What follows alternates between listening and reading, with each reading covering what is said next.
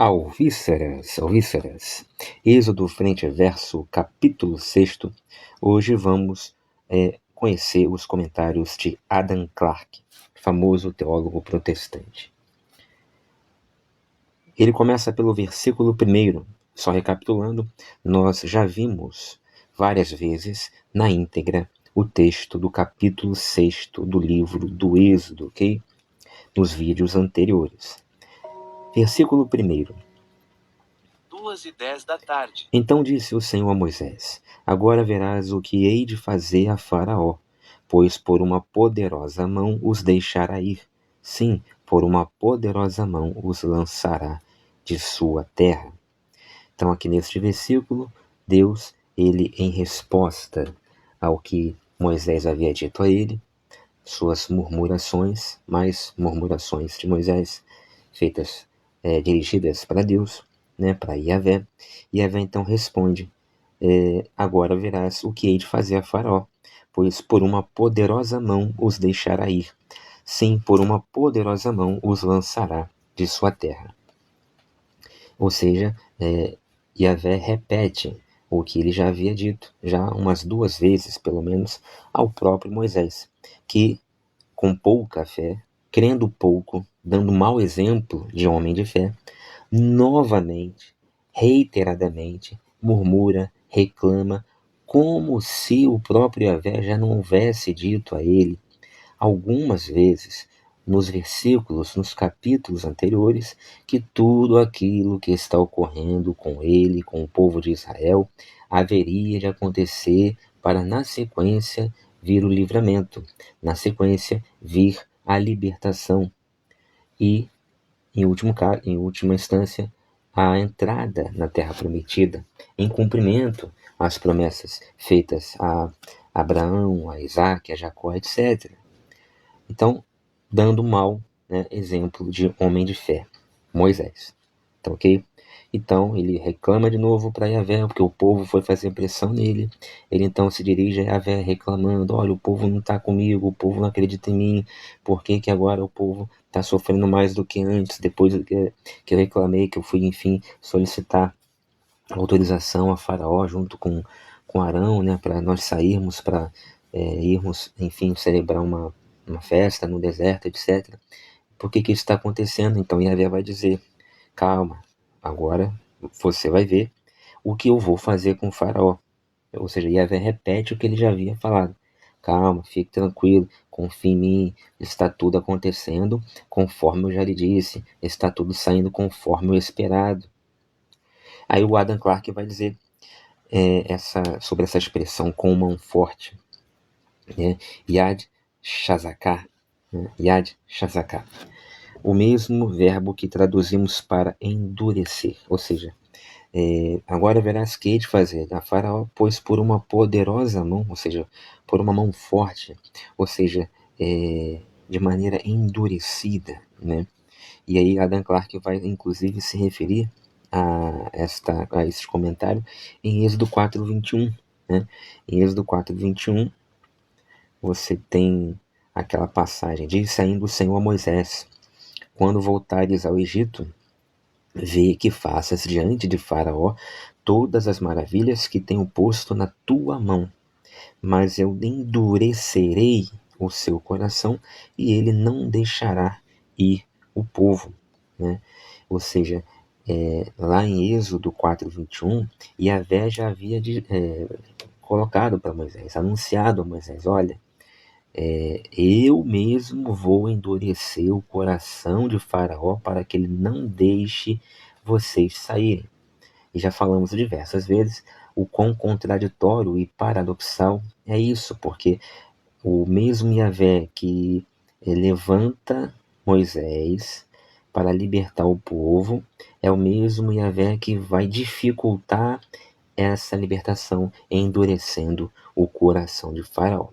A saída para o entendimento deste paradoxo, segundo a maioria dos estudiosos protestantes e católicos, é que não, Yahvé não está maluco. Yahvé, ele quis dificultar a sua própria ação de libertação, ele quis refrear, dificultar o próprio ato de libertação que ele está promovendo para que milagres acontecessem, para oportunizar milagres, né? Só que não faz sentido você mesmo dificultar a sua própria ação, você mesmo colocar empecilhos na sua própria vontade, na manifestação de sua própria vontade. Por quê? Porque se você quer causar impacto, se você quer promover milagres e causar teofanias, epifanias memoráveis, né, grandiosíssimas, você simplesmente faz isso, né, libertando, no caso ali da libertação do povo. Aí bastava que Yahvé libertasse o povo, enfim, que Moisés fizesse ali alguns milagres, né, como aqueles que ele já havia feito para o povo, do cajado que vira serpente, da água que vira sangue, né, da mão leprosa que fica curada, e pronto, num ato único, né,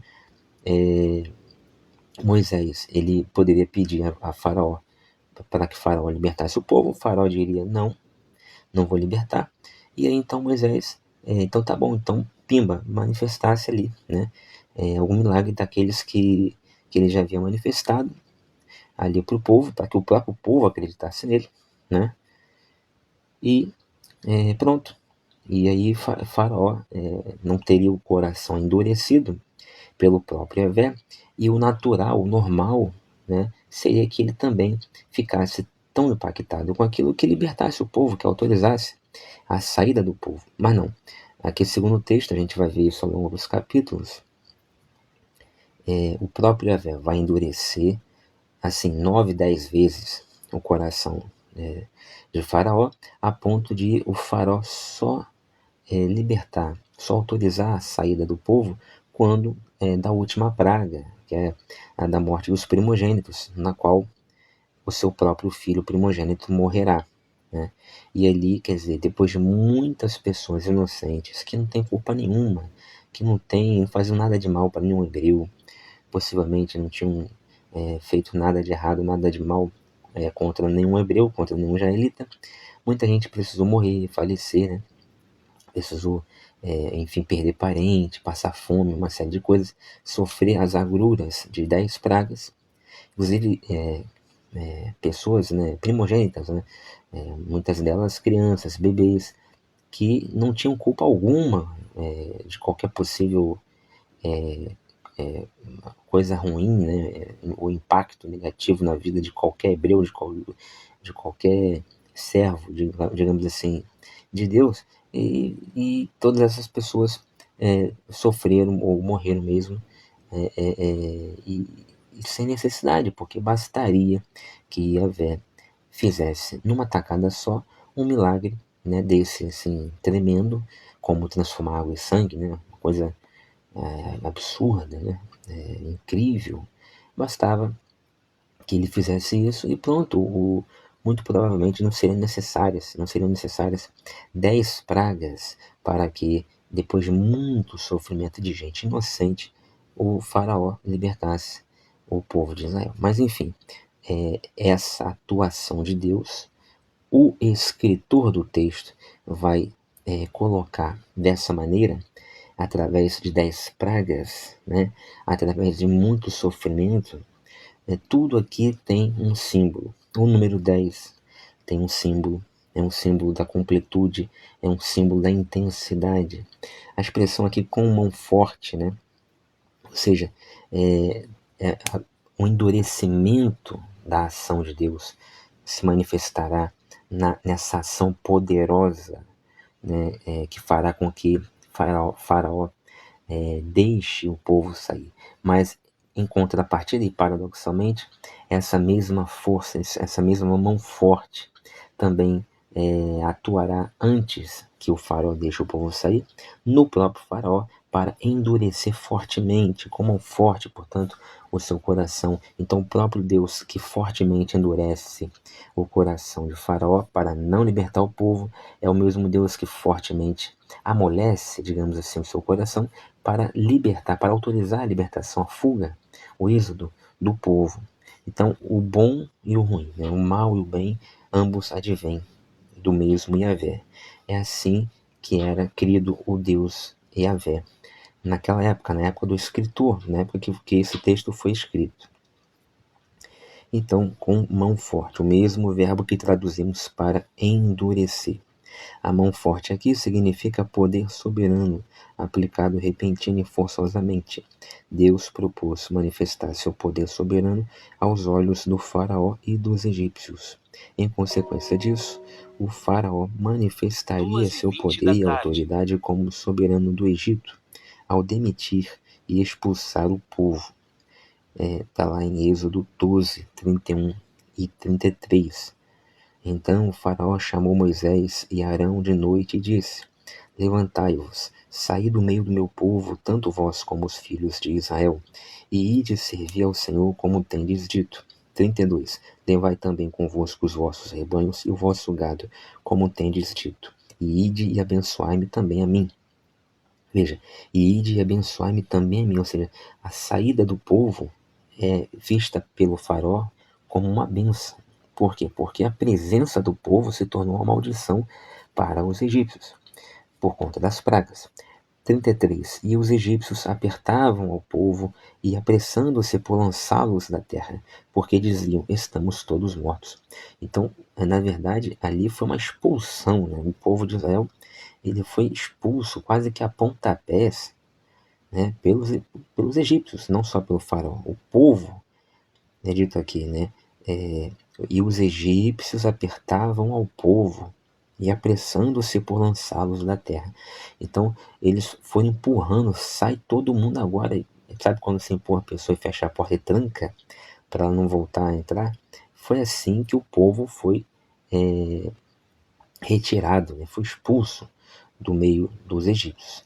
E aí, finalmente, em Êxodo 12, o povo de Israel sai do Egito. Né? Ou seja, graças à intervenção de Yahvé. No versículo 2, falou mais Deus a Moisés e disse-lhe: Eu sou Jeová. Eu sou o Senhor. Essa expressão deveria ser: Eu sou Jeová, o Yahvé, né? O tetragrama YHWH. E sem isso, a razão do que é dito no terceiro versículo não é suficientemente óbvia. E o que vai ser dito no terceiro versículo? Aparecia a Abraão, a Isaque e a Jacó como o Deus Todo-Poderoso, mas pelo meu nome, Jeová, não lhes fui conhecido. Essa expressão vai dizer Adam Clarke, pelo nome de Deus Todo-Poderoso, né? El Shaddai, Deus Todo-Suficiente, Deus Todo-Poderoso. O hebraísta, aquela da tenda do necromante Oswaldo Luiz Ribeiro, vai questionar essa tradução, para ele é mal feita. El Shaddai não significa, segundo ele, Deus Todo-Poderoso, não é um nome próprio, né? Mas enfim, aqui o Adam Clarke vai colocar dessa maneira: El Shaddai, Deus Todo-Suficiente, Deus, o dispensador ou derramador de dádivas. Né? E ele faz até um comentário, uma referência a Gênesis 17:1. Quando Abraão tinha 99 anos, apareceu-lhe o Senhor e lhe disse: Eu sou Deus Todo-Poderoso, anda em minha presença e sê perfeito. Mas pelo meu nome Jeová não lhes fui conhecido. Ainda no versículo 3, esta passagem tem sido uma espécie de cruz, né? Ou em latim, crux criticorum, e tem sido explicada de várias maneiras. Crux criticorum, né? Ou seja, em latim, essa expressão, vou traduzir para vocês aqui agora. Crux criticorum.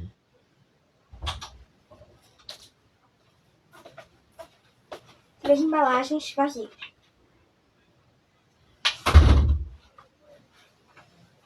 Não quer traduzir? Tá com alguma dificuldade aqui.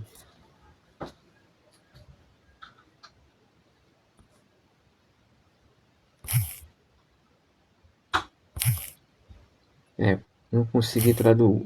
Ah, sim, tá sem internet. Deixa eu botar a internet. Agora vai. Crux Criticorum.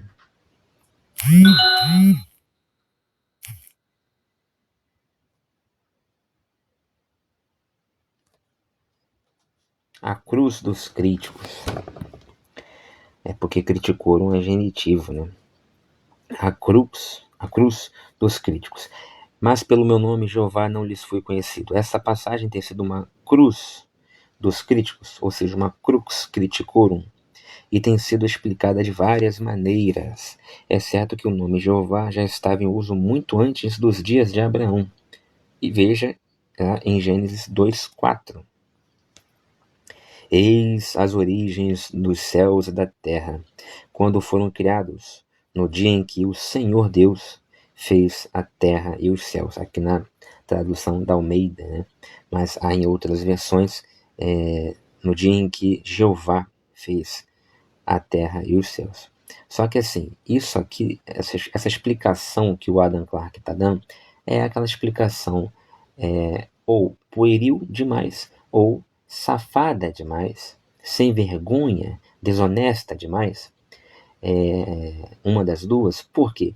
Porque ele está propositalmente, ou por burrice, deliberadamente, ou por burrice, olvidando que são textos de épocas diferentes, escritos por pessoas diferentes, com intuitos diferentes, né? E que o texto de Gênesis, como também o de Êxodo, do Pentateuco inteiro e da maioria da Bíblia, não foi escrito no momento em que aconteceu o fato narrado. Muito pelo contrário, a maior parte desses textos, foi escrita séculos e séculos depois do suposto fato narrado. Digo suposto por quê? Porque grande parte da Bíblia Sagrada, a maioria do texto bíblico é ficção. No caso aqui de Êxodo, no caso aqui de Gênesis, é o que está na tela aí, Gênesis 2:4, né? É um texto de um gênero literário cosmogônico, né? Um gênero literário chamado cosmologia. Havia outras cosmologias de outros povos, ou seja, textos que explicavam ou visavam a explicar, objetivavam a explicar a origem do cosmos, a origem do mundo, a origem, pelo menos, do mundo que importava para aquele escritor naquela época, né? Então, foram várias as cosmologias de vários povos. Hoje não se faz mais cosmologias, é um gênero literário extinto, tá ok? Como também Apocalipse, né? Textos apocalípticos também não se faz mais isso. Também é um outro tipo, é um outro gênero textual extinto, mas existiam esses gêneros e tiveram sua importância para explicar as coisas, para o homem explicar o mundo no qual estava, tentar compreender as coisas. A ciência dura, digamos assim, hoje, matemática, experimental, empírica e outras palavras que tais, deve a essas, digamos assim, experiências primitivas do ser humano com o desconhecido através da literatura, por exemplo, né? Através da filosofia primitiva, da teologia, né? Então, falar, criticar isso hoje e jogar na lata do lixo também é um radicalismo que deve ser evitado. Também não se deve acreditar ipsis literis, né? Ou seja, em cada palavra, na literalidade de cada afirmação desses textos, porque também são textos que, para hoje, não têm total validade no sentido de ser interpretado como o homem daquela época interpretava, né? De maneira literal. Mas tem a sua importância cultural, filosófica, né? Enfim, e religiosa, para aqueles que acreditam, ok? A fé a gente não tem que, digamos assim, menosprezar a fé de ninguém. Se você acredita que elefantes voam, a fé sua tem que ser respeitada, essa fé, né? Mesma coisa aqui, com Gênesis, Êxodo e tal, ou qualquer outra narrativa fantástica que a Bíblia contenha, né? Estou me referindo mais ao Antigo Testamento, e que visivelmente, para um crítico textual como eu, como você, que de repente também, ou seja, aí me ouve agora, enfim, para um teólogo que realmente quer estudar o texto de maneira a buscar nele a verdadeira verdade, né? A verdade verdadeira, também para essas pessoas deve ser considerado o texto bíblico, não apenas sob o ponto de vista religioso, mas também sob o ponto de vista de quem está, digamos assim, purificando um objeto de estudo, examinando com microscópio um objeto de estudo, né? A ferramenta do nosso trabalho é examinar textos, e essa técnica, essa ciência, né, digamos assim, esse esforço requer técnicas criadas, desenvolvidas para isso, né? E você não pode descurar dessas técnicas em prol de uma crença, porque senão essa crença vai ser cega, ela vai estar fechando os olhos, né, para coisas que são truísmos, né, são evidências que não podem ser menoscabadas.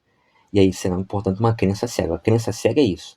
É você, em nome de uma crença, em nome de uma fé, fechar os olhos para aquilo que é evidente, que pode estar contrariamente colocado, ou que pode propor um caminho até contrário à sua crença, mas é a verdade. Então, crença cega é fechar os olhos para a verdade. É você acreditar nas coisas e até quando lhe provarem que aquilo ali, até quando o texto, ou então seu próprio estudo do texto, lhe mostrar evidentemente, né, com evidências cabais, que a tua crença ela vacila em alguns pontos, até nesses momentos você então fecha os seus próprios olhos, cega o seu próprio entendimento para não pisar fora daquela caixa, não pisar fora daquela cerca e permanecer ali no seu curral de fé. O nome disso crença cega, tá? E isso, de alguma maneira, dialoga intimamente com outro conceito, que é a desonestidade intelectual. Porque quando você faz isso para você mesmo, quando você é cego para você mesmo, na sua vida mesmo, ok. Aí quem perde com isso, ou quem ganha com isso, é você. E também tem uma coisa que é boa, tem pontos positivos também de você viver dentro da cerca, né? Traz segurança psicológica e tal. É cômodo também você viver dentro de uma cerquinha, de uma bolinha, né? E se auto-sabotar o seu entendimento, fechar os olhos para a verdade e histericamente acreditar na mentira que você mesmo inventou, né? E tem muito teólogo que se diz teólogo, que estuda, que terna e gravata, é livro e mais livro, só que o camarada, quando se depara com evidências críticas da crítica textual, da ciência manuscritológica, ou da tradução, ou da teologia histórico-crítica, ou coisa assim, que de alguma maneira aquilo venha provar contrariamente algum ponto, algum dogma da sua fé, e ele então,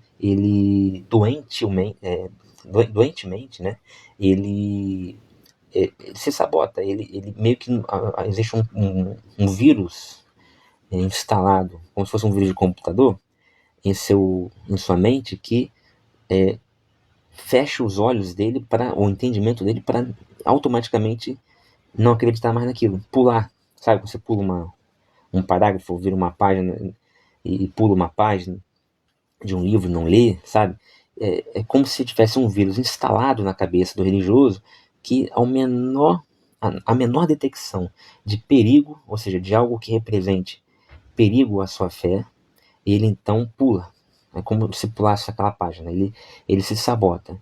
Ele finge que não entendeu. Ele finge que não leu, finge que não entendeu aquela crítica, aquela demonstração evidente, né, de que aquele ponto da fé dele está errado, que aquele ponto, aquele dogma da fé dele, da igreja dele, enfim, está errado, né? Ele finge que não sabe, que não conheceu, que não viu, não ouviu, nunca ouviu falar, nunca viu na frente. Ele finge que não sabe aquilo ali, que não leu aquilo ali, que sua mente não foi despertada para aquilo ali. Aí ele enfia aquilo ali embaixo da terra, esconde, concreta aquilo ali para ninguém nunca mais ver, ele mesmo nunca mais, de preferência, ver, e segue a vida, como se nada tivesse acontecido. Existem milhares de teólogos assim. 99% dos teólogos são assim, dos religiosos, dos pastores, são assim. Mas aí, voltando aqui para o texto, tem então essa passagem: mas pelo meu nome Jeová não lhes fui conhecido. Esta passagem tem sido uma espécie de cruz dos críticos, né? Crux criticorum, e tem sido explicada de várias maneiras, exceto que o nome Jeová já estava em uso muito antes dos dias de Abraão, onde as palavras Jeová e Elohim ocorrem como frequentemente depois. E veja Gênesis 15:2, onde Abraão expressamente se dirige a ele pelo nome Adonai Jeová. E veja Gênesis 15:7, onde Deus se revela a Abraão por este mesmo nome. E disse-lhe: Eu sou Jeová, eu te tirei de Ur dos Caldeus. Como então se pode dizer que pelo seu nome Jeová ele não lhes foi conhecido?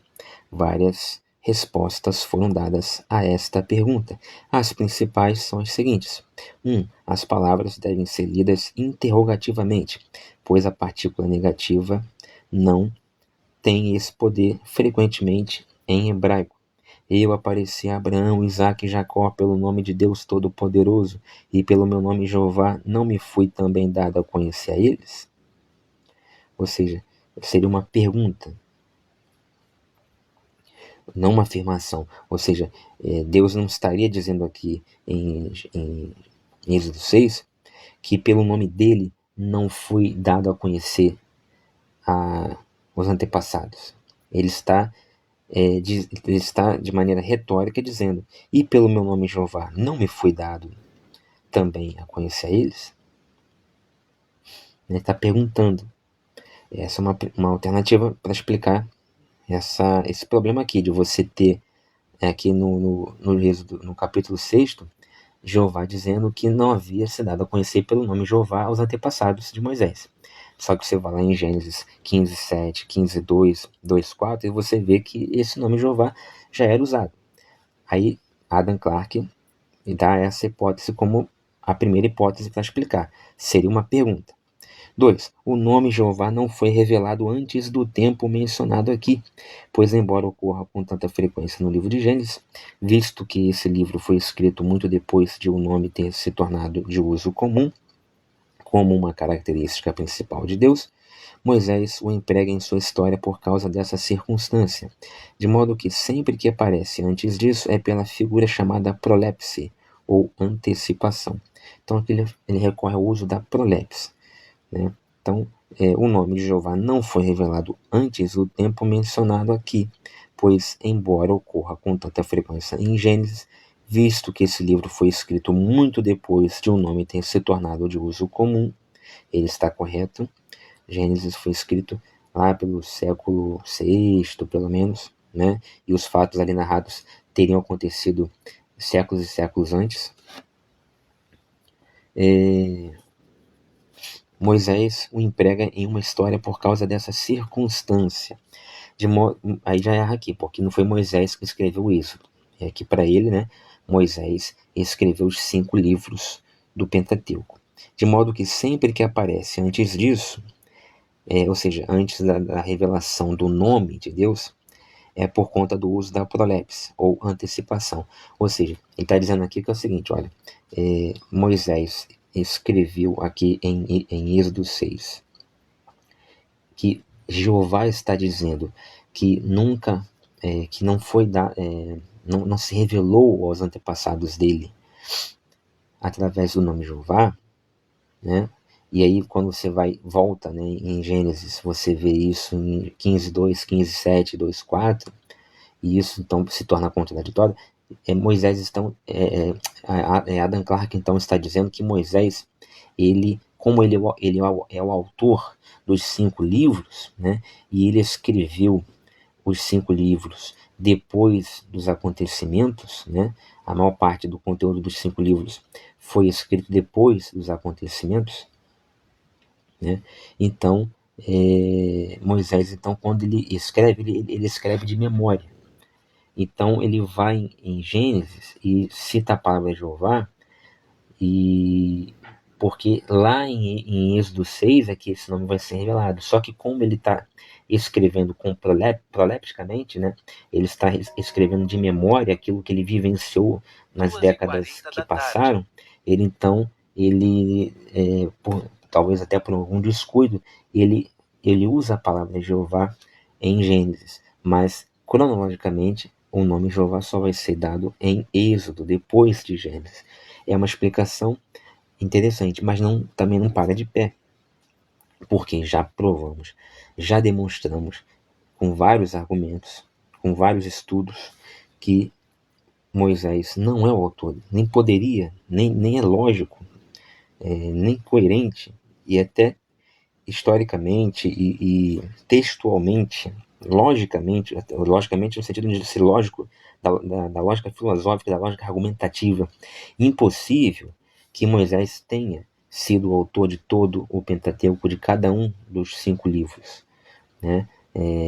Não apenas porque Moisés não tem prova alguma de que ele sequer existiu, como também não há encadeamento lógico interno entre os livros, internamente a cada um deles, e dialogicamente ou dialeticamente quando se estabelece uma comparação ou tenta fazer um encadeamento de um livro do Pentateuco com outro. Então, nem internamente a cada um dos 5 livros, nem interrelacionalmente, quando você interrelaciona cada um dos 5 livros com o outro, você não consegue ter uma argumentação, uma lógica interna e muito menos externa para sustentar que Moisés foi o autor dos 5 livros do Pentateuco. Então, para que essa hipótese 2 aqui do Adam Clarke pudesse ficar de pé, seria primeiro necessário que eu assumisse como verdadeira a tese de que Moisés escreveu os 5 livros. E aí, no momento em que ele estava escrevendo, de memória, décadas depois de tudo aquilo que aconteceu ou teria acontecido, ele então usa o nome Jeová prolepticamente, por antecipação, em Gênesis, mas já sabendo ele mesmo que esse nome só seria manifesto lá depois em Êxodo. Tá? Mas como não tem esse alicerce para ele dizer isso, porque não foi ele o autor dos 5 livros, então, logicamente, cai também a tese 2, a hipótese 2, recolhida aqui por Adam Clarke para explicar esse fenômeno. 3. Terceira hipótese, ou explicação. Como o nome Jeová significa existência, ele pode ser entendido no texto em questão assim: eu apareci a Abraão, Isaque e Jacó pelo meu nome Deus Todo-Poderoso ou Deus Todo-Suficiente, isto é, tendo todo o poder para fazer todo o bem. Nesse caráter, fiz uma aliança com eles, apoiada por grandes e gloriosas promessas. Mas como essas promessas diziam respeito à sua posteridade, elas não puderam ser cumpridas para aqueles pais. Mas agora, como Jeová, estou prestes a dar existência a todas essas promessas relativas ao seu sustento, libertação da escravidão e seu consequente estabelecimento na terra prometida. Também cai de pé pelo que eu já expliquei anteriormente.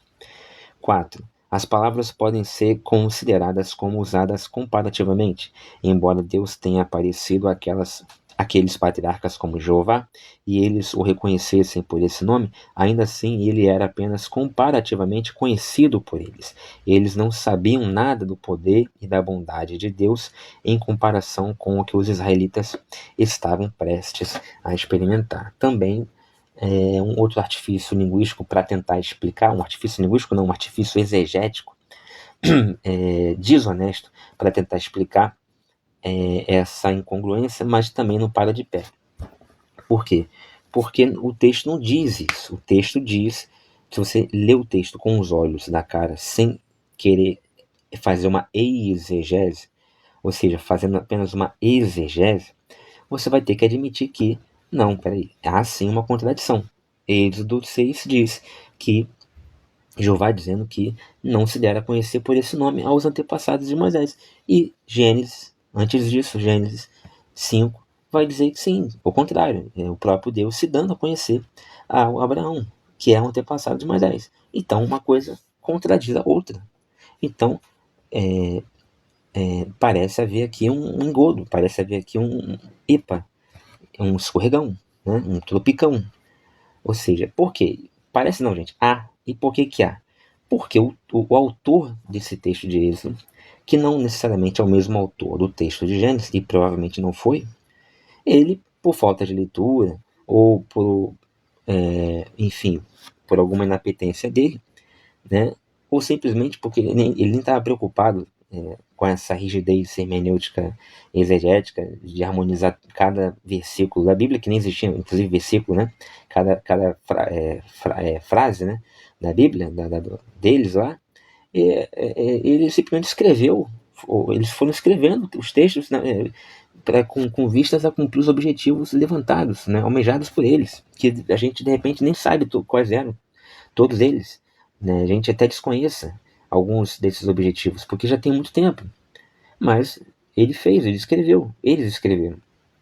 Hoje a gente pega milhares de anos depois e fica tentando achar ou criar uma harmonia perfeita de um texto com o outro, mas isso é impossível, porque os objetivos de um texto são uns, os objetivos de outro texto são ligeiramente diferentes até, mas são sempre diferentes, né? São pessoas diferentes que escreveram para pessoas diferentes que vão ler, em épocas diferentes também. E simplesmente houve sim, quando você pega tudo e junta como se fosse um livro só, e você chama de Pentateuco, enfim, de Bíblia, e você quer achar um encadeamento perfeito, uma coerência perfeita, coesão perfeita, você não vai achar, porque não são mesmo, não é um texto só. Eles foram concebidos em épocas diferentes, como textos diferentes. Então você pegar, é a mesma coisa que você querer pegar, você querer pegar um texto. Vou dar um exemplo aqui. Você é um professor de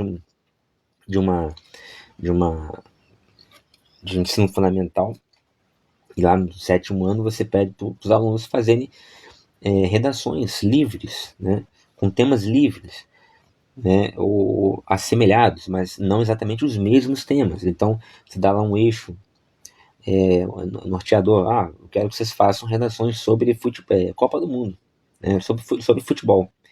Aí a gente está em época de Copa do Mundo, aí o aluno 1 vai fazer um texto sobre uma seleção, a do Brasil. O aluno 2 vai fazer um texto sobre a seleção da Argentina. O 3 vai fazer um texto sobre a Copa do Mundo, a história das Copas do Mundo. O 4º aluno vai fazer um texto sobre a torcida do Cabo Verde, da seleção da Inglaterra. O outro vai fazer um texto sobre o trabalho da mídia para cobrir a Copa do Mundo de 2026. Tudo isso tem a ver com esporte, com futebol. É a mesma coisa você pegar você recolhe cada uma das redações de todos os seus alunos, e depois junta tudo querendo fazer um texto só, dá um jeito de emendar um no outro, aí deixa ali, né, para que alguém depois venha ler todos esses textos que você juntou em sequência um após o outro, e essa pessoa é como se ela quisesse achar coerência em cada parte daquele texto.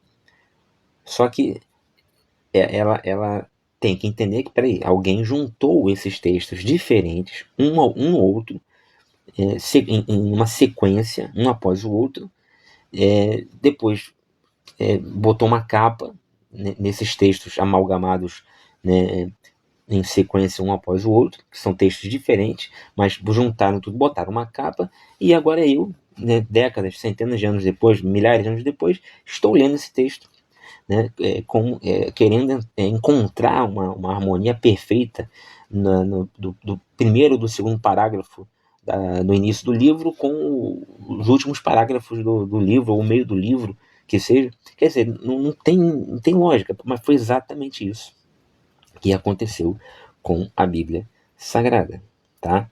Exatamente isso. Só que, claro, no caso da Bíblia Sagrada, quando você vai para o Novo Testamento, tem uma mudança, tem um desconto, vamos dizer assim, porque ali você já tem outros elementos históricos, né, que entram na análise, e aí não é bem exatamente conforme o exemplo que eu dei dos textos do futebol, que o professor juntou, compilou. Mas no caso do Pentateuco, foi exatamente isso que aconteceu. Cada um escreveu uma coisa, né? Cada memória, ou cada, enfim, ficção que foi colocada, foi criada, foi inventada ali para cumprir objetivos sociais, espirituais, religiosos, e cumpriram esses objetivos e ficaram escritos, né? Os anos passaram, hoje a gente pega tudo e diz que foi Moisés que escreveu, mas não foi Moisés que escreveu, como eu já demonstrei em vários vídeos anteriores, né? E também eu não posso pegar o que foi dito em Gênesis 2:7, 2:4, 15:2, 15:7, juntar com o que foi escrito em Êxodo 6 e querer achar uma lógica perfeita, porque não vai ter, não vai haver essa lógica, tá? Não vai haver essa lógica. Então, essa outra explicação dele aqui, de que quando Yahvé diz que não foi apresentado aos antepassados de Moisés como Jeová, como Yahvé, né? Isso aqui ele diz em Êxodo 6. Quando você volta em Gênesis, você vê que ele foi sim, que ele se apresentou sim a Abraão. Isso aqui, dizer que na verdade, o que Yahvé estava querendo dizer aqui era que ele não se apresentou como manifestando-se da mesma maneira, né? É uma malandragem isso aqui, porque o texto não diz isso. Se o texto de Êxodo 6 quisesse dizer que Yahvé não se manifestou da mesma forma aos antepassados de Moisés, como se manifesta agora aqui em Êxodo 6, se o texto quisesse dizer isso, ele diria, simples assim, ele diria. Yahvé diria assim: eu não me manifestei da mesma maneira, com o mesmo poder, com a mesma veemência, com as mesmas características aos seus antepassados, como eu estou me manifestando agora a você ou a vocês. Ele diria sim. Mas não é isso que Yahvé diz aqui em Êxodo 6. Ele diz que não se deu a conhecer pelo nome YHWH, Yahvé, Jeová, aos antepassados de Moisés. Pelo nome. Tá? Então não adianta romantizar, tergiversar, torcer o texto. Então, esta quarta possibilidade de explicar este paradoxo também cai por terra. Então, toda e qualquer tentativa de explicar o inexplicável vai fracassar. Só vai colar para aquele que já deseja ouvir o canto da sereia, aquele que já deseja ser ludibriado, aquele que já deseja acreditar em qualquer explicaçãozinha mais assim intelectual, para se esconder atrás dela e se refestelar na tranquilidade de uma explicação supostamente autoritativa sobre um texto difícil, de difícil exegese ou interpretação, e que poderia sabotar, né, atrapalhar o seu caminho espiritual, né, e lhe trazer preocupações. Então a pessoa com medo de ter que resolver esses pepinos filosóficos, teológicos, a pessoa então ela recorre a esses teólogos de plantão, que são todos ou burros ou desonestos, né? Sem exceção. Estou falando dos teólogos religiosos, sem exceção. Não existe exceção, tá? Porque ou o cara vai, quando se deparar com um problema desse, ou o cara vai tentar torcer o texto, como aqui faz o Adam Clarke, propondo explicações desonestas, né? Porque burro ele não era, né? ou o camarada é burro mesmo enfim, ele está só reproduzindo, replicando o que ele aprendeu e não tem capacidade de analisar fora da caixa, olhar no íntimo do problema e resolver, enxergar e resolver. O cara não consegue nem enxergar, então muito menos resolver, que ele nem sabe que existe aquele problema ali. Então, para resolver, ele também não vai conseguir, porque ele não vai conseguir resolver porque ele não conseguiu nem identificar o problema, muito menos resolver o problema. Tá ok, pessoal? Então qual seria então a explicação, né? Então, já que nenhuma dessas 4 explicações param de pé, por que então que em Êxodo 6 você tem Jeová dizendo, segundo o autor, que não se deu a conhecer aos antepassados de Moisés, mas quando você vai em Gênesis, contraditoriamente, você vê ele se dando a conhecer a Abraão, que foi antepassado de Moisés. Pô, como resolver isso? Não tem como resolver isso. É aceitar que aí essa é a resposta. Você quer a verdade? Então fique com ela. A saber, aceite que dói menos. Infelizmente ou felizmente, é uma contradição, são textos contraditórios, alguém está mentindo. Alguém está mentindo. Não, não são textos que merecem, digamos assim, a credibilidade exegética, hermenêutica, não merecem. São textos que são usados de maneira religiosa, são textos que podem ser usados de maneira teológica, religiosa, mas quando submetidos a uma análise mais acurada, de maneira técnica, através da ciência da interpretação textual, você não aprova tais textos. A harmonização desses textos não pode ser aprovada. Não há harmonização para ser aprovada. Simplesmente não tem harmonização. Não tem o que harmonizar. São textos que é como você pegar, digamos assim, o quadrado e o redondo, né, e querer encaixar o quadrado no redondo. Não vai entrar. Aí você vai, o que o teólogo faz? Ele vai ficar desbastando as quinas do quadrado até transformar o quadrado num redondo e aí enfia o quadrado no redondo. E diz, olha, tá vendo? Harmonizei. Não, você não harmonizou, você estragou o quadrado, você desfez o quadrado, você burlou o quadrado, adulterou o quadrado, transformou o quadrado num redondo, num círculo, para que ele coubesse no outro redondo. Isso não é, tá? Interpretação textual, é distorção textual. O que acontece aqui é simplesmente isso, pura e simplesmente uma contradição, tá? Porque um texto diz que ele se deu a conhecer, que ele não se deu a conhecer aos antepassados, e o outro diz que mentira, se deu sim, se deu a conhecer a Abraão. Ou seja, Gênesis, né, 15:2, 15:7, desmente Êxodo 6. Um está contrário ao outro, de frente, frontalmente contrário, não tem o que harmonizar. Então significa então que Yahvé, ele é mentiroso? Veja, não é que você pode ir por esse lado, só que assim, não é isso, não é a melhor maneira de você concluir a coisa. Porque se eu concluir, não, tá vendo? Então Yahvé é mentiroso. Aí daqui a pouco eu tô, então Yahvé é o meu Deus, o Deus de Jesus, ele compõe com Jesus a Trindade, o Espírito Santo também, né? A Trindade, logo o Deus que é o meu Deus hoje, eu sou cristão, é um mentiroso. Não, pera aí, não vai por aí, o perigo tá aí. É muito fácil, é muito tentador já concluir isso dessa maneira, mas não é assim. A questão é, o Deus que é uma ficção de Êxodo, que foi criado pelo escritor de Êxodo, como qualquer ficção daquela época, imperfeita, que está nascendo, né? Não uma ficção de hoje, onde a pessoa que escreve uma ficção revisa o texto, na modernidade de hoje, né, com as ferramentas, com corretor ortográfico, com uma equipe está ali para poder ver qualquer falha da história, reler novamente e tal. Não.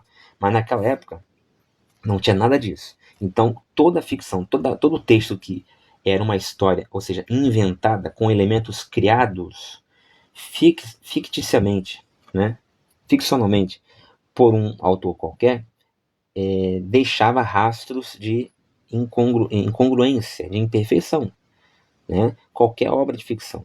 Esta aqui é a mesma coisa. Então, quando você vai em Êxodo, quando você vai na ficção chamada hoje por nós livro do Êxodo, você vai encontrar esses rastros de imperfeição, com esta aqui, onde tem um personagem chamado Yahvé, que diz que não se deu a conhecer ao antepassado ou a qualquer antepassado de Moisés. Só que este personagem chamado Yahvé também é um personagem do livro anterior, um outro texto, escrito por uma outra pessoa, chamado Gênesis, esse livro chamado Gênesis. E esse personagem que está aqui em Êxodo também estava lá, ou também está lá em Gênesis, só que lá em Gênesis ele diz o contrário do que ele diz, do que esse personagem diz aqui em Êxodo 6. Então, o personagem está em contradição, o personagem, você pode talvez conjecturar que o personagem está mentindo, porque o personagem fala uma coisa em Êxodo 6 e fala o contrário dessa coisa antes em Gênesis 15. Então o personagem pode estar mentindo, ou o personagem pode estar esquecido, né? Ele se confundiu, o personagem se confundiu, porque ele fala uma coisa em Êxodo 6 e fala o contrário em Gênesis 15. Só que o problema é que, de falar que o personagem se confundiu ou se esqueceu, é que esse personagem é Deus. E ele não pode se esquecer, porque ele é Deus, faz parte da natureza, da essência de Deus ser perfeito. Então ele não pode, esse que é o problema, ele não pode se esquecer. Ele não pode dizer o contrário do que ele afirma em outro lugar, porque ele é Deus, entendeu? No caso, se fosse um deus grego, por exemplo, né, Zeus e tal, os deuses gregos eles mentem, eles são traquinas, eles sabotam, eles inventam, eles mentem de propósito para poder conseguir algo que eles desejam, né? Mas aqui, no caso da teologia hebraica, não tem como, o Deus deles não tem essa característica, então é complicado, e também por esse lado, de falar que o personagem se confundiu ou esqueceu, ele achou que não tinha se apresentado, se revelado pelo nome Jeová aos antepassados de Moisés. Não dá para falar isso, porque esse personagem tem como característica ser perfeito. Então, só nos resta mesmo essa explicação. A única que faz sentido é essa. O autor do texto é que moscou, errou, vacilou, acabou não escrevendo uma coisa coerente com o que um outro autor de texto sagrado escreveu em Gênesis. Ou seja, o autor de Gênesis 6, de Êxodo 6, escreveu algo, como ele está inventando, ele escreveu algo que é contrário, que diverge frontalmente do que um outro autor, né, escreveu antes ou depois dele em Gênesis 15. Foi isso, foi o que aconteceu, são textos diferentes, né? Como é tudo ficção, então seria um problema para nós se de fato o que está escrito em Êxodo 6 e em Gênesis 15 fossem relatos de fatos reais, ou seja, de coisas que aconteceram, de coisas que são ou foram de verdade no mundo real, físico, né? Mas como é tudo ficção, a gente não tem que ficar se preocupando. E agora que não, é tudo ficção, né? Êxodo é tudo ficção, Gênesis é tudo ficção. O que há nesses textos, como há em qualquer texto de qualquer poeta, de que também tenha escrevido um poema, ou qualquer ficcionista desses que escrevem filmes para Netflix, ou livros como William Shakespeare, o que há de comum, o que há de proveitoso e de real nesses livros é as lições que eles nos dão, né? Que são verdadeiras. Os morais de história, né? As morais de história, como podemos dizer assim, as lições, né? Os ensinamentos, né? As maneiras de entender as coisas, né? Que eles que os personagens desses autores trazem para nós, nos fazem ver, que a gente pode aproveitar nas nossas vidas. Né? Os dramas, as tramas, os desafios que esses personagens vivem ou viveram em cada história, enfim, os acontecimentos, as ideias que eles têm, como eles resolvem seus problemas, tudo isso, né, a gente lê em qualquer obra de ficção, inclusive em Êxodo, inclusive em Gênesis, que também são obras de ficção, e como em qualquer outra obra de ficção, aqui também a gente lê e aprende. E usa mutatis mutandis na nossa vida, né? Mudando aquilo que pode ser mudado, implementando, adequando, né? Ao que pode ser usado em nosso dia a dia. Tá? Então, essa é a importância de ler. E essa é a quintessência que resta, que sobra depois de um estudo, de uma leitura de um livro como Êxodo, como Gênesis, como todo o Pentateuco, todo o Antigo Testamento. É o que resta, ok? Porque não necessariamente o que você está lendo ali aconteceu e não necessariamente aquilo é daquela maneira hoje. Aí ele continua: acredito que o significado simples seja este. Embora desde o início o nome Jeová fosse conhecido como um dos nomes do Ser Supremo, eles não sabiam o que ele realmente implicava. El Shaddai, Deus Todo-Suficiente, eles conheciam bem pela provisão contínua que ele lhes fazia e pela proteção constante que ele lhes proporcionava. Mas o nome Jeová deve ser particularmente referido ao cumprimento de promessas já feitas, a dar-lhes um ser e assim trazê-los à existência, o que não poderia ter sido feito na ordem de sua providência antes do que aqui especificado. Este nome, portanto, em seu poder e significado, não era conhecido por eles, nem totalmente conhecido por seus descendentes até a libertação do Egito e o estabelecimento na Terra Prometida. É certamente possível para um homem ostentar o nome de um determinado cargo ou dignidade antes de cumprir qualquer uma de suas funções. Rei, prefeito, vereador, magistrado, condestável podem ser assumidos pelas diversas pessoas a quem legalmente pertencem antes que qualquer ato peculiar a estes cargos seja praticado. O rei, reconhecido como tal em sua coroação, é reconhecido como tal por seus atos legislativos.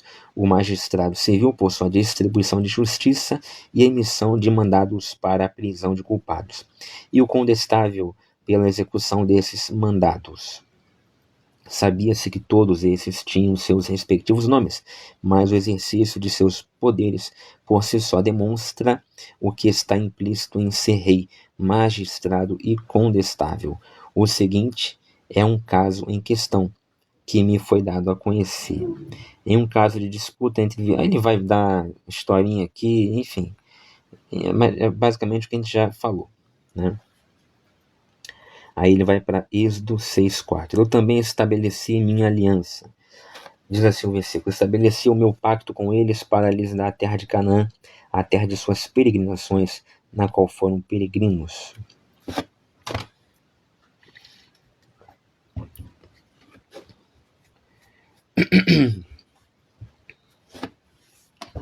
Aí vem Êxodo 6,6. Ele vai citar Êxodo 6,3 e tal. Diga aos filhos de Israel: eu sou o Senhor e eu os farei sair. Também podemos pular essa parte.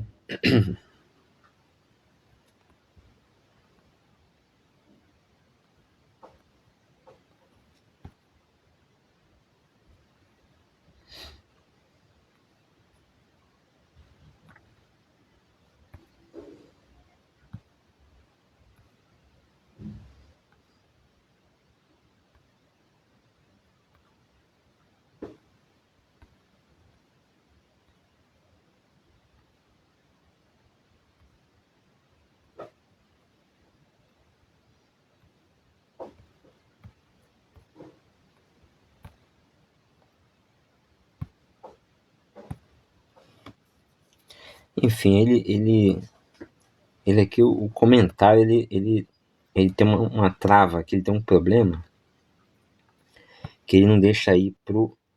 É uma falha aqui do aplicativo. Vou tentar resolver aqui. Ó, ele não deixa, tá vendo? Tem que mudar o comentário.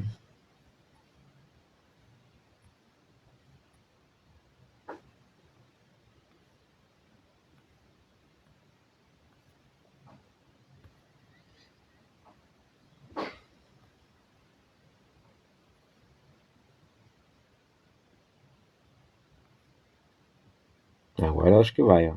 Agora foi. Foi até o 12, né? Aí ele vai pro 7. Eu os tomarei para mim como um povo, e serei vosso Deus. E vós sabereis que eu sou Jeová vosso Deus, que vos tiro de debaixo das cargas dos egípcios. Esta foi precisamente a aliança que ele fez com Abraão. E sabereis que eu sou o Senhor vosso Deus, cumprindo assim as minhas promessas. Mas por que Deus tomaria um povo tão estúpido, refratário e totalmente inútil para o seu povo? Então aqui ele vai elencar explicações. Por que Deus tomaria um povo tão estúpido, refratário e totalmente inútil para o seu povo? Por quê? Porque eu já expliquei nos últimos vídeos, né? O povo só faz merda, né? Quando Deus levanta Moisés, tem que ao mesmo tempo dar a ele 3 milagres para ele fazer na frente do povo, para aí o povo acreditar, porque o povo não iria acreditar em Moisés se ele simplesmente chegasse lá, ó, vim libertar vocês. Depois, o povo vê os 3 milagres. De novo, o cajado que vira serpente, a água que vira sangue, né? O braço leproso que fica são. O povo vê esses 3 milagres. E versículos depois, quando Moisés e Arão vão lá falar com o Faraó nega a saída do povo, o povo esquece tudo que viu e já vai ficar contra Moisés e Arão. Ou seja, é um povo de merda, né? Um povo inútil, um povo sem fé ou com a fé totalmente errada. E aí, por que Deus toma esse povo tão estúpido, refratário e totalmente inútil para ser seu povo? É o que pergunta Adam Clarke. Aí ele vai elencar 3 respostas. Eu não vou nem me dar o trabalho de ler, porque eu já te digo o porquê. Porque a pergunta está mal colocada. Eu não devo perguntar por que Deus toma o povo. A pergunta é por que o povo toma esse Deus. Porque esse Deus que teria tomado esse povo estúpido para ser o seu povo, na verdade, esse Deus é uma obra de ficção desse povo, de escritores, pelo menos, desse povo que criaram a figura desse personagem. E é por isso, quando você inverte o eixo hermenêutico que entende dessa maneira, que é a maneira correta, tudo passa a fazer sentido muito mais facilmente, fica muito mais fácil entender o Pentateuco dessa maneira. É claro que tudo se justifica em cima dessa premissa. Por que Deus escolheu esse povo? É porque ele não escolheu coisa nenhuma. Foi o povo que inventou esse Deus. Foram os escritores do livro que criaram esse personagem. Aí é claro, se o próprio povo cria esse personagem e cria essa história com esses personagens, com essas ações descritas dentro dessa história de ficção, então, e depois fica lendo essas histórias e usa essas histórias como se fosse um livro de fé, de vida, um livro de conduta diária, é óbvio que tudo vai fazer sentido dessa maneira para esse povo, né? É óbvio que esse povo vai fazer da maneira que lhe prouver, melhor lhe prouver, né? Então, a pergunta está formulada de maneira errada. Não é porque Deus escolheu um povo assim para ser o seu povo. É porque que o povo escolheu criar esse personagem, esse Deus, para ser o seu Deus. Por que esse Deus tem essas características? Porque o povo criou esse Deus e, ao criar esse personagem, resolveu dar a esse personagem essas características. Resolveu descrever ações desse personagem da maneira que você lê aqui no Pentateuco. Aí vem a pergunta correta: por que então que o povo criou dessa maneira essas histórias, enfim, dessa maneira esse Deus? Ou seja, porque o texto do Pentateuco e dentro dele o personagem principal, que é Yahvé, é que são produtos de um povo, não esse povo que foi escolhido por esse Deus. Entendeu? O texto do Pentateuco e os seus personagens, incluindo o Yahvé, que é o personagem principal, é que são produtos, são consequências de uma atividade literária de escritores desse povo. Essa que é a chave hermenêutica correta para você entender literariamente o Pentateuco. É claro que você pode pegar o Pentateuco e usá-lo religiosamente, sem nenhum problema. Você pode pegar o Pentateuco e usá-lo espiritualmente. Você pode ler todo o Pentateuco sob chave cristológica. Não, eu não vejo problema nenhum. Só que, literariamente, examinando o texto apenas pela técnica correta de interpretação textual, você tem que obrigatoriamente entender isso que eu estou falando. Você quer pegar isso e enxergar Jesus em cada versículo, você pode enxergar, você pode fazer o que você quiser. Você pode usar esse texto no Espiritismo, no Catolicismo, no Protestantismo. Você pode usar o texto onde e como você quiser, porque o texto está aí. Assim como qualquer outro texto, você pode ler e querer achar o que você quiser achar e usar da maneira que você quiser usar. Agora, quando nós somos chamados a fazer um exame, digamos assim, validamente sério, né? Ou seja, quando você é chamado a extrair do texto aquilo que ele, e somente ele lhe dá, e não aquilo que você inseriu dentro dele com a sua imaginação, aí você tem que deixar de fora o que você quer que o texto te diga e só tirar do texto o que ele te deu, sem acrescentar nada. E aí você então vai desbastando daqui, vai desbastando dali e fica toda a religiosidade fica fora. E o que sobra é o que a gente faz aqui, é o meu trabalho aqui nessa série de vídeos, é ler o texto bíblico apenas com os olhos da cara e extrair desse texto somente o que ele nos dá, sem acrescentar nada. Por isso que eu sempre separo exegese, que é isso que eu faço, de exegese. O que os teólogos chamam de exegese, na verdade é exegese. Eles vão falar que é exegese, mas é exegese, porque eis em grego é um prefixo que indica movimento de fora para dentro. Ex em grego é de dentro para fora. A exegese é ler o texto e tirar de dentro dele o significado. A exegese é quando eu acrescento algumas coisas também da minha fé, da minha igreja, da minha vontade, para poder deturpar o que está escrito ali. E aí depois eu tiro do texto o que ele já tinha misturado com o que eu acrescentei e falo que, olha, tá vendo aqui, ó, tô tirando do texto isso aqui, ó, tá aqui, é só abrir e ler. Ainda falo que é o Espírito Santo que me inspirou. E isso é desonestidade e ou burrice. A exegese, ou seja, é simples, aquela que você lê com seus olhos e não coloca nada, só retira o que está ali e de maneira sincera você externa o que está ali, essa exegese é essa que eu faço aqui, que você não vai ver em nenhum canal. Talvez você veja num outro canal de gente que não é de igreja, porque justamente por ser de igreja, teólogo, pastor de igreja, o camarada necessariamente vai acrescentar a fé dele aqui dentro. Por exemplo, o camarada vai ver Jesus, o batismo, por exemplo, né, quando tem o dilúvio.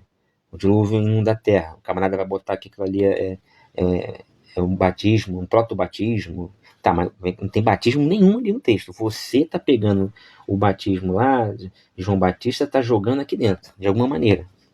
E isso é uma leitura anagógica, é uma leitura simbólica, né? É uma leitura, enfim, que outros teólogos, Santo Atanásio fez muito isso, é uma leitura que você coloca elementos do Novo Testamento, do cristianismo, dentro de um texto que nem sonhava. com o cristianismo, porque é de séculos antes de o cristianismo nascer. Então, obviamente, aquele texto ali não poderia fazer qualquer alusão a Cristo, nem a cristianismo nenhum. Mas você, por acreditar que de Gênesis a Apocalipse você tem uma única coisa, e isso não tem, textualmente, literariamente você não tem, né, são coisas bem diferentes, você então junta, porque é um dogma, porque é enfim, uma doutrina da tua religião, você junta e diz, olha, de Gênesis, Apocalipse, eu tenho uma coisa só, é um livro só, um todo coerente, tá? E você então passa a ler como se fosse assim. Ok, isso funciona muito bem, dentro da sua religião. Sai dali e senta numa cadeira de faculdade. Sai dali e vai para um laboratório de interpretação de textos, ou vai fazer um ensaio, vai escrever um artigo verdadeiramente sério, usando a ciência da crítica textual, da interpretação de textos, de maneira séria e honesta, e afirma isso, que vão rir da tua cara. Tá? Você vai ser alvo de chacota. Você não vai ser chicoteado, você vai ser chacoteado. Vai passar vergonha. E como tem muita gente que faz isso dentro de universidades ligadas a convenções eclesiológicas, então às vezes nem são alvos de chacota, porque eles fazem esses trabalhos de hermenêutica dentro das suas próprias universidades, ligados às igrejas deles. Então tá todo mundo igual a ele, pensando dentro da bolha.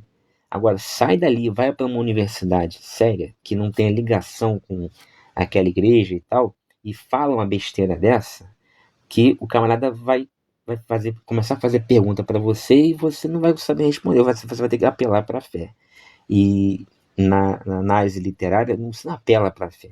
Você apela para a fé, e corretamente, dentro de uma pregação, de uma teologia pastoral, onde você usa aquilo ali para servir de apoio à sua fé.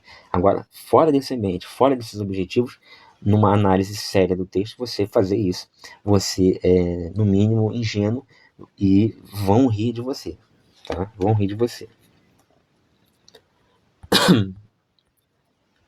E aí ele vai continuando, versículo 8, né? Também nada demais. 9. Mas eles não deram ouvidos, porque ele está falando do povo, né?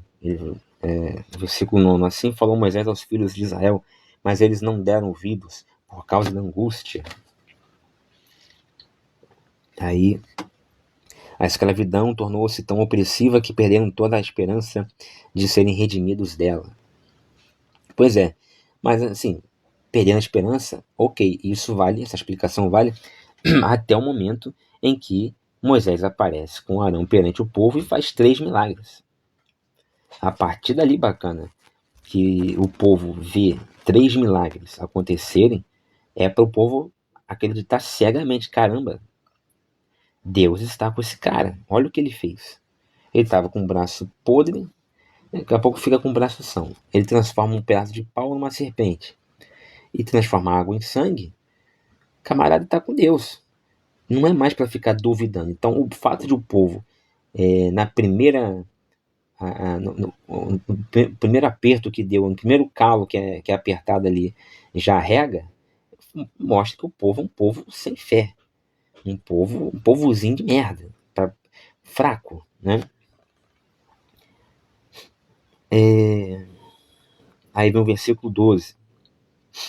Moisés, porém, respondeu perante o Senhor, dizendo: Eis que os filhos de Israel não me têm ouvido, como, pois, me ouvirá Faraó a mim, que sou incircunciso de lábios? A palavra aral, que traduzimos por incircunciso, parece significar qualquer coisa exuberante e supérflua. Se Moisés não fosse notável por sua excelente beleza, eu teria pensado que a passagem poderia ser traduzida como lábios protuberantes. Mas como esse sentido não pode ser admitido pela razão acima, a palavra deve se referir a algum impedimento natural em sua fala. E provavelmente significa uma falta de expressão clara e precisa, seja ocasionada por algum defeito nos órgãos da fala, e aí daí que muitos falam que Moisés era gago, né, tinha gagueira, ou conhecimento prejudicado da língua egípcia após uma ausência de 40 anos. Onde eu também já expliquei em vídeos precedentes que Moisés, ele era hebraico, hebreu, israelita, hebreu, Rabiru, né, do povo hebreu, de nascimento, mas ele foi criado no Faraó. Faraó é o nome do castelo onde o próprio Faraó vivia com sua corte. Tá? Já expliquei isso também. E ali, a língua usada ali na corte pela nobreza egípcia não era a mesma língua do povo hebreu, era o egípcio. Então, tinha essa concorrência, né, do hebreu com... Ele sabia o hebraico, né, sua mãe lhe ensinou, mas ele também falava fluentemente, claro, o egípcio. Então pode ser que ele tinha um sotaque, ele tivesse um sotaque diferente, que ele falasse engraçado, que ele falasse diferente. E falasse, de repente, mais egípcio do que hebraico. E o povo era hebraico. Então, como é que ele ia falar com o povo se o hebraico dele estava enferrujado? Então, de repente, ele ficou com medo. Pô, tenho lábios incircuncisos. Lembrando que a circuncisão, né, que ainda nem foi instituída, aqui na altura de Gênesis 6, vai ser depois, em Levítico, a circuncisão ela marcava o primeiro ato de pertencimento de alguém ao povo judeu, ao povo hebraico. Então, quando alguém fala que é incircunciso, é porque ele não faz parte daquele povo. Moisés fazia parte daquele povo, mas ele não fazia, mas o seu sotaque, a sua língua, não era totalmente daquele povo, porque a sua língua era egípcia, mais egípcia do que hebraica. Então, quando ele fala que ele era incircunciso de lábios, é porque o seu sotaque era pouco hebraico, ou seja, era pouco iniciado. A circuncisão era um ritual de iniciação na vida daquela comunidade. O seu sotaque, a sua língua, os seus lábios eram incircuncisos porque não estavam de acordo totalmente, digamos assim, iguais, né? A sua língua não estava totalmente igual à língua dos seus conterrâneos hebraicos. Então ele temeu que não fosse compreendido porque o sotaque e a língua era diferente. Isso mostra, inclusive, que muito possivelmente havia a mesma falta de clareza no entendimento entre egípcios e hebreus que conviviam, né, naquela época. Né? Haviam os egípcios e haviam ali os hebreus e outros escravos, servos de outras nacionalidades, né, de outras etnias, vivendo ali no Egito.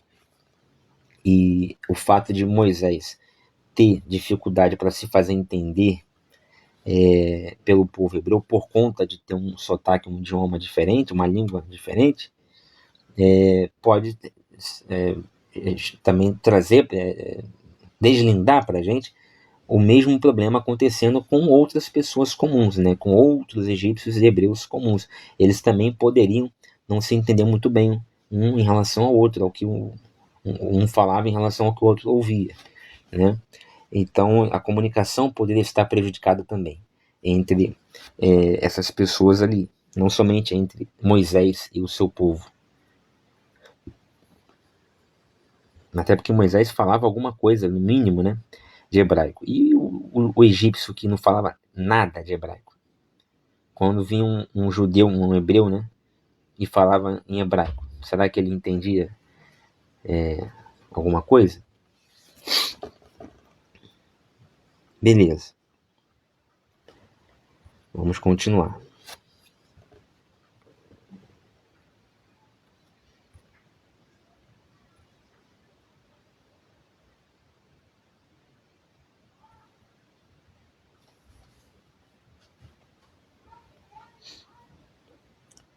(14) Estes são os cabeças das casas de seus pais.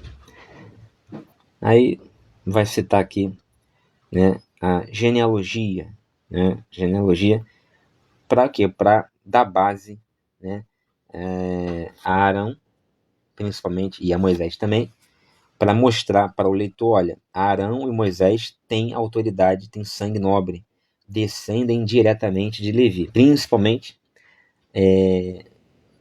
Arão, que vai ser o pai do sacerdotal grande, o sumo sacerdote, e terá filhos sacerdotes também, né? E dará sequência à linhagem sacerdotal que será aquela presente em todo o Antigo Testamento, mas aqui no Pentateuco, especialmente em Levítico, Números também, e aqui em Êxodo, né? E celebrará todos os rituais, e tudo ficará com eles, né? E é importante deixar claro que eles descendem de Levi. Então eles vão fazer uma genealogia para mostrar isso. Eu já expliquei a Lures que havia nessa época, segundo alguns estudiosos, uma concorrência, né, entre esses dois personagens, Moisés e Arão. A maioria, a linha que venceu, digamos assim, que ficou para a história, foi a linha, digamos assim, mosaica, aquela que enxergava Moisés como uma figura de maior proeminência do que Arão. Mas existiam aqueles que acreditavam que viam em Arão a figura mais importante, o personagem mais importante, porque ele era o símbolo do sacerdócio. E o Moisés era o símbolo do profeta. Então, os proféticos, né, digamos assim, ficaram com mais, assim, dando mais importância a Moisés, e os sacerdotes ou sacerdotais deram mais preeminência a Arão.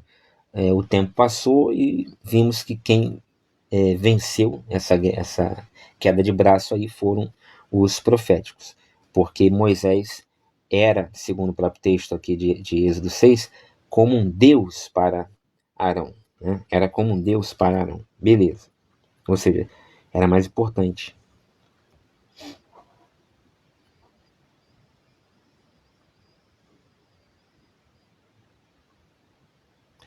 Aí vem Êxodo 16. E estes são os nomes dos filhos de Levi. Bom, aqui também temos aqui umas explicações. O bispo Patrick observa que Levi é considerado o filho mais velho de Jacó, cujas idades não estão registradas nas escrituras, exceto a dele, e a de José, a quem Levi sobreviveu por 27 anos, embora fosse o irmão mais velho.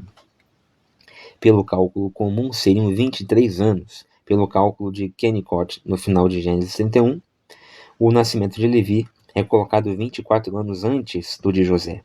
Sua morte, portanto, ocorreria apenas 3 anos depois. Mas esta não é a única dificuldade das cronologias antigas. Coate, o segundo filho de Levi, segundo o arcebispo Usher, tinha 30 anos quando Jacó chegou ao Egito e viveu lá 103 anos. Ele atingiu quase a mesma idade de Levi, 133 anos, e seu filho Arão, pai de Moisés, viveu até a mesma idade de Levi. Podemos observar aqui como a promessa divina. Em Gênesis 15:16, a libertação dos israelitas do Egito na quarta geração foi verificada, pois Moisés era filho de Arão, filho de Coate, filho de Levi, filho de Jacó, segundo Dodge. Ou seja, Moisés era a quarta geração de Jacó. E em Gênesis 15:16 é dito: na quarta geração, porém, voltarão para cá, porque a medida da iniquidade dos amorreus não está ainda cheia, né? Ou seja, é uma promessa, né, que Deus faz para Abraão, né? Então disse o Senhor a Abraão: sabe com certeza que a tua descendência será peregrina em terra alheia, ou seja, seria aqui o Egito, e será reduzida à escravidão, e será afligida por 400 anos. Isso é Gênesis. Aí você vê, então é uma profecia que se cumpre em Êxodo. Não. É um escritor que, séculos e séculos depois dos supostos fatos narrados aqui em Gênesis e também em Êxodo, escreve o que supostamente teria acontecido ou que ele está inventando, de maneira a parecer que houve uma promessa que se cumpre num ponto mais à frente.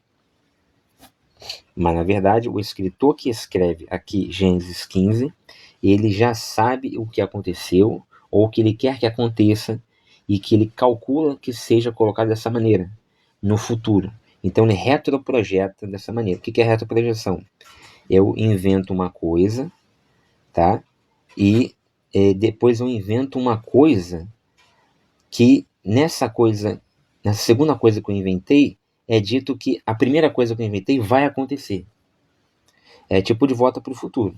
Então, eu estou no passado e acontece uma coisa X. Aí eu volto no passado antes de X, onde aquele personagem diz que haverá no futuro o passado X, o que aconteceu no passado X. Ou seja, eu vou no pretérito mais que perfeito e digo que no futuro acontecerá X. Quando os anos passam, você tem X acontecendo. Só que X ainda é passado. O passado é o pretérito perfeito. Você está à frente dos dois. Você está lá no presente. Então, retroprojeção é você criar uma ficção onde nessa ficção você diz que vai acontecer uma coisa que anos mais à frente, ainda no passado, essa coisa de fato acontece. Ou seja, uma profecia inventada. Então, é dessa maneira que os cumprimentos de profecia no Antigo Testamento vão acontecendo, sobretudo no Pentateuco. Não porque de fato houve uma profecia e depois de fato aconteceu. Não, é porque o autor escreveu uma coisa para que se cumprisse depois. E vai se cumprir, claro, 100% das vezes. Por quê? Porque é tudo ficção. Ele vai inventar uma profecia que não vai se cumprir? Não. Ele vai inventar uma profecia que, obviamente, vai se cumprir porque ele detém todo o poder dos fatos ali narrados, porque são fatos ficcionais.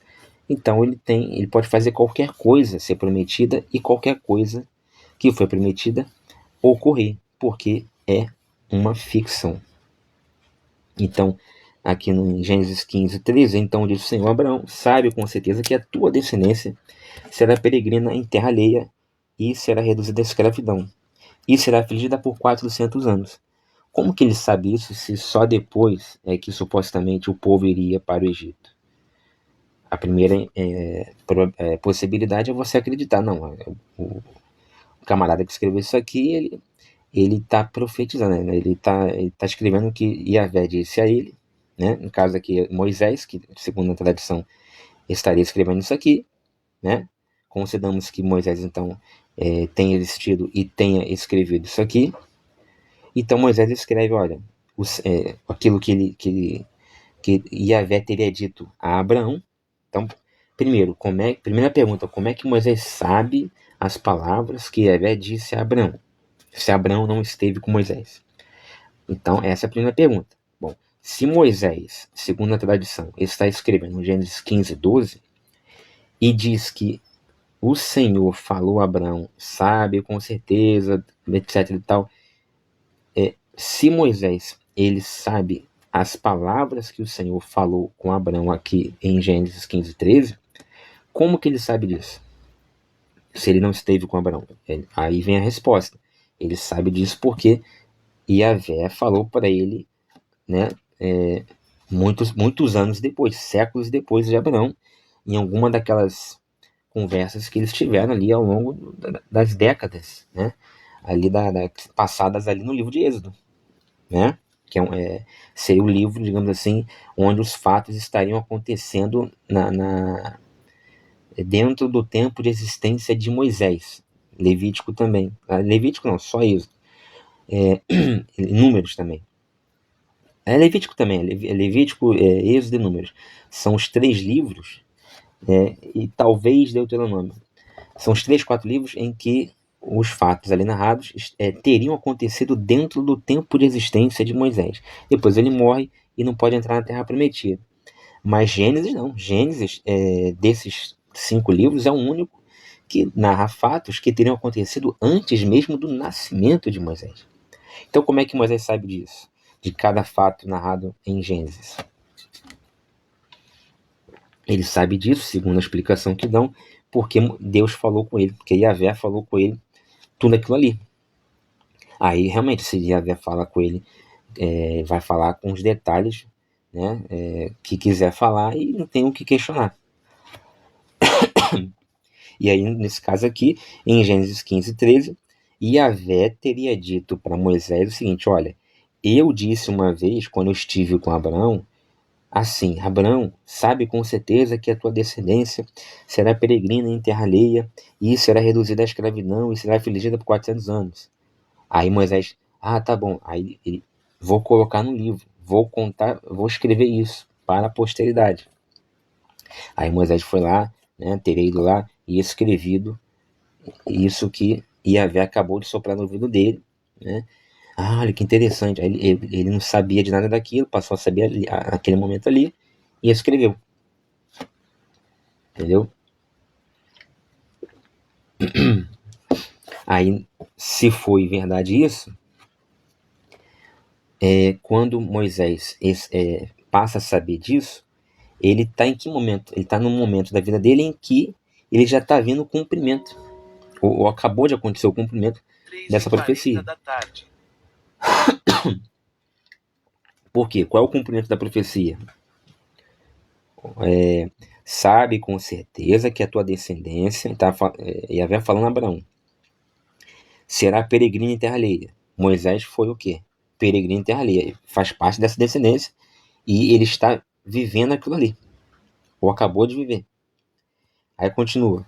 Isso será reduzido à escravidão. Moisés foi escravo, enfim, liderou o povo de escravos. Então, ele está vendo aquilo ali acontecer.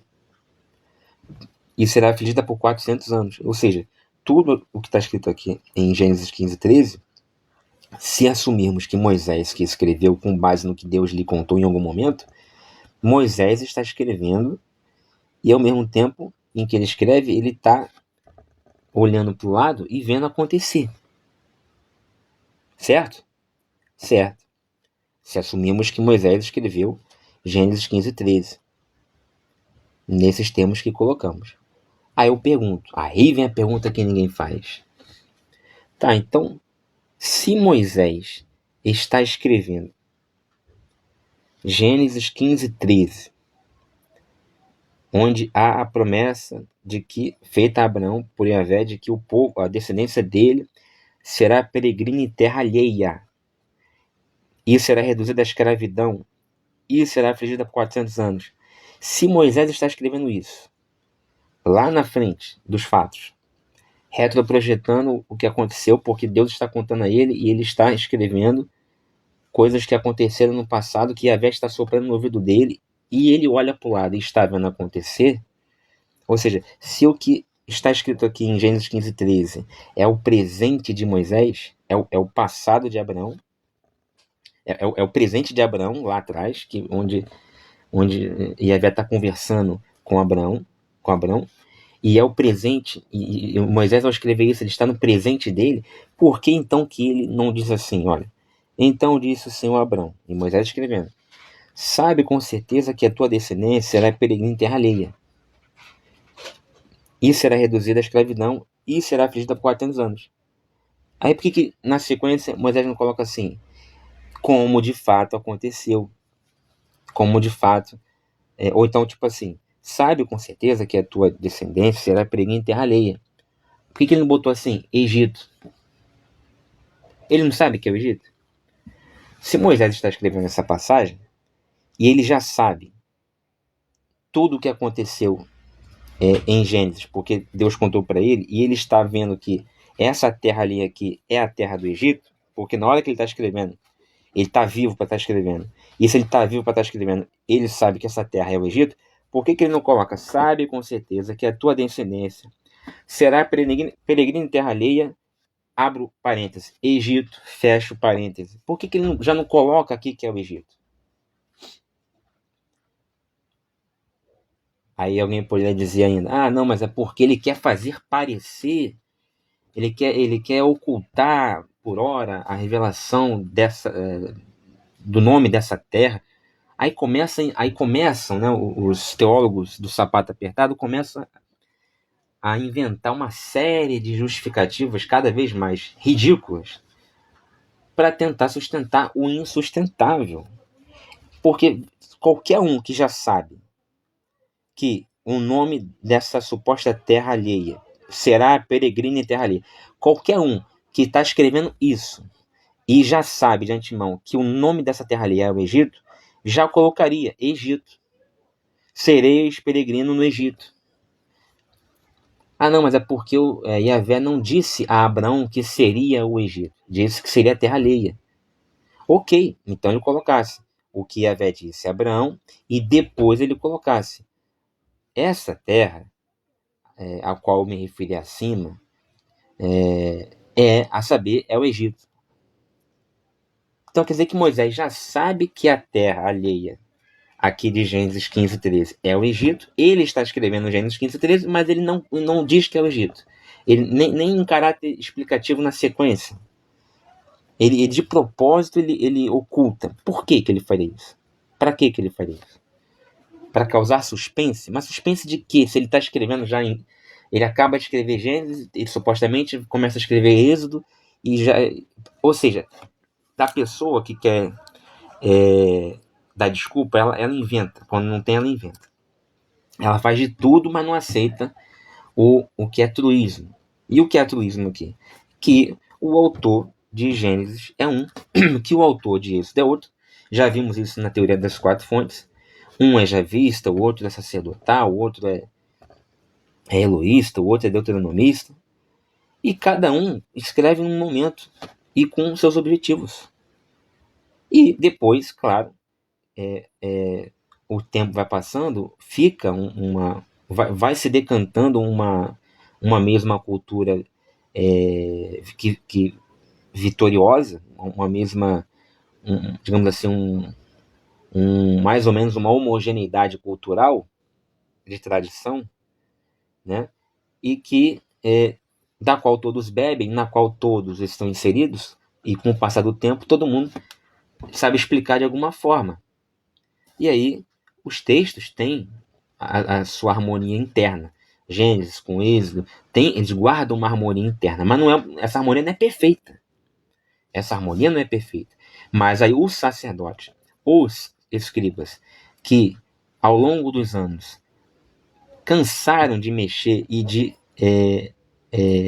mudar as palavras e os textos que hoje nós vemos no Pentateuco, esse texto já foi mudado diversas vezes, já foi alterado diversas vezes. Diversas vezes. Com o passar dos anos, eles tentaram cada vez mais homogeneizar, limpar as imperfeições para dar um ar de coisa única, una, mas não são a mesma coisa, nunca foram, não são e nunca serão, tá? Porque são textos independentes, que têm muitas incongruências e desarmonias. Então aqui é um exemplo desse. O camarada escreve Gênesis 15, 13, onde ele diz que Yahvé está dizendo para Abraão que aquele povo sofrerá em terra peregrina, em terra alheia, reduzido à escravidão por 400 anos. E esse camarada, ele vai em Êxodo e coloca lá o cumprimento, ou o suposto cumprimento disso que ele colocou aqui em Gênesis 15, 13, como se fosse o perfeito cumprimento de uma profecia.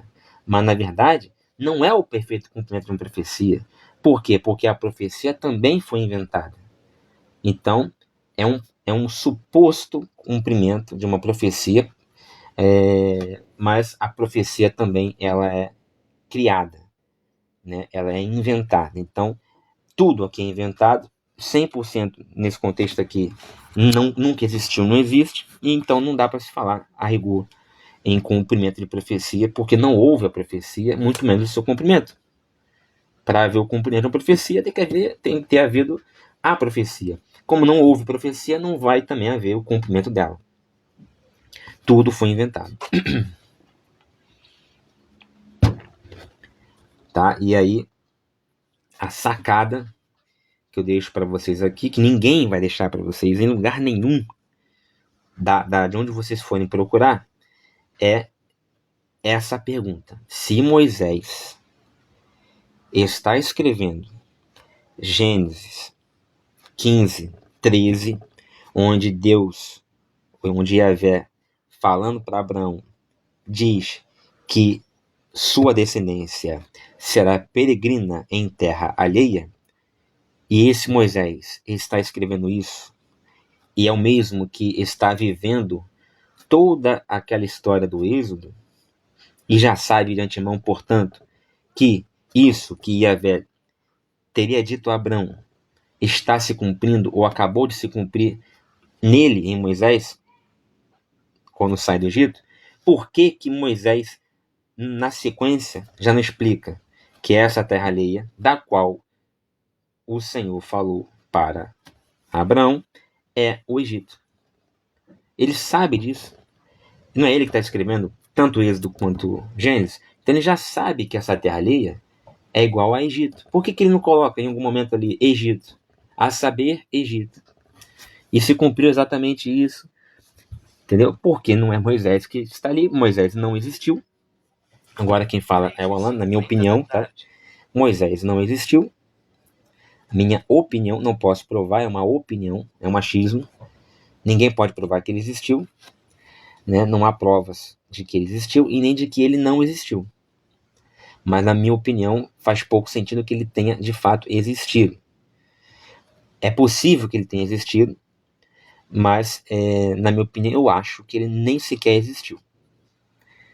Mas, tendo ele existido ou não, o fato é que, mesmo que ele tenha existido, ele não foi nem de perto o que dele se contou no Pentateuco. Inventaram muito, na minha opinião. Né? Se é que ele existiu, mudaram muito, adornaram muito esse personagem. E, existindo ou não existindo, não faz nenhum sentido que ele, sabendo que a terra alheia, da qual fala Gênesis 15:13, era o Egito, não faz nenhum sentido que ele então não mencione a palavra Egito, já que ele já sabe que é o Egito. Entendeu? Então, assim, essas e outras perguntas é que você tem que fazer ao texto, para tentar extrair dele, do texto, alguma lógica. Tentar extrair do texto, quando você compara um livro com outro também, porque te falam que um conversa com o outro, te falam que o que está escrito aqui se cumpre ali, ok, te falam, mas quando você pega o texto, como você pega aqui de um livro e de outro, Gênesis e Êxodo, para ler, e você se pergunta, vamos ver se realmente o texto diz isso, e você começa a interpretar cientificamente o texto, você vê que o que te falaram foi um pouco forçado demais, forçaram a barra, carregaram as conclusões demais, assim, sabe, nos dogmas das religiões, do cristianismo, do protestantismo, do catolicismo, e te jogaram para você ouvir, para você assimilar. E a maioria das pessoas assimila, não questiona. Beleza, me disseram que é isso. Mas quando você pega, peraí, deixa eu ver se é isso mesmo, e vai lá no texto e começa a ler com os seus olhos, não com os outros, com os olhos dos outros, com os seus olhos, você se faz essas perguntas e começa a ver que, peraí, tem alguma coisa errada aqui, não é bem isso não, o texto não está dizendo isso não, parece isso, 50% que me disseram, mas 50% não é o que me disseram, e você começa a ver que forçam a barra para que aquele texto seja interpretado de uma certa maneira conveniente, mas quando você vai ao texto, você vê que não é bem assim. Tá? Então, isso que eu falei, acho que já vale para todo o livro do Êxodo, aliás, todo o capítulo 6 do Êxodo, né, que estamos vendo aqui. Tá bom? E aí é isso, aí termina, ele vai terminar a árvore genealógica, né? Aí chega ali no versículo 26. Estes são Arão e Moisés, aos quais o Senhor disse: tirai os filhos de Israel da terra do Egito, segundo os seus exércitos. Aí no caso aqui seria aqui, Moisés falando de si mesmo na terceira pessoa, né? Estes são Arão e Moisés. Por que ele não bota? Estes são Arão e eu. Se é ele que está escrevendo. É porque não é ele que está escrevendo. Foram eles os que falaram a Faraó, rei do Egito, a fim de tirarem do Egito os filhos de Israel.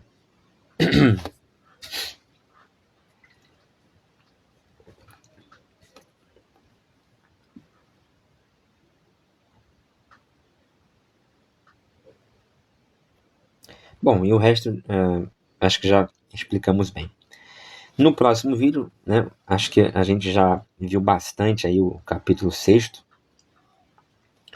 Eu acho que no próximo vídeo a gente já pode ir ou pegar mais uma ou duas bíblias de estudo, ou já ir direto para o capítulo 7. Tá bom, pessoal? Então até o próximo vídeo, se Deus quiser.